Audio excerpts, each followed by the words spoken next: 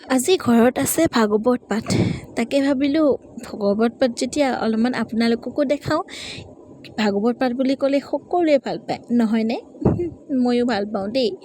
তাৰপিছতে আহিলোঁ অলপমান বোলো ওচৰৰ পৰা ভিডিঅ' কৰোঁ, নাই দূৰৰ পৰা নহ'ব, অলপ ওচৰৰ পৰা কৰিলেহে আপোনালোকে ভাল পাব। এখন পিছে আমি চন্দ্ৰতাপ বুলি কওঁ, আপোনালোকে কি বুলি কয় কমেণ্ট কৰি জনাব দেই। তাৰপিছতে ওলালোঁ আকৌ শাহু মাক আনোগৈ বুলি। তাৰপিছতে ঘৰত আহি দেখোঁ যে কিমান পাচলি লাগি আছে, মানে লগা নাই বেগাই ফুৰিছে, লাগিব আৰু ন, বেগাইছে যেতিয়া লাগিবই। তাৰপিছতে ভাবিলোঁ আপোনালোকক মোৰ লক্ষীকেইজনী দেখাওঁ, মানে আমাৰ লক্ষীকেইজনী দেখাওঁ। তাৰপিছতে এনেকৈ তেওঁলোকক অলপমান মাথাৰ হেৰি কৰি দিলোঁ আৰু তাৰপিছতে ধুনীয়াকৈ ওলাই আমাৰ ঘৰখনো অলপ দেখালোঁ আৰু দুখীয়া ঘৰখন, পিছে বৰ বিশেষ ধনী নহ'লেও আছোঁ আৰু এনেকৈ। তাৰপিছতে মাক লৈ ওলাই আহিলোঁ। ওলাই আহি আজি মিনি ব্লগটো মই এইখিনিতে সামৰণি মাৰিছোঁ।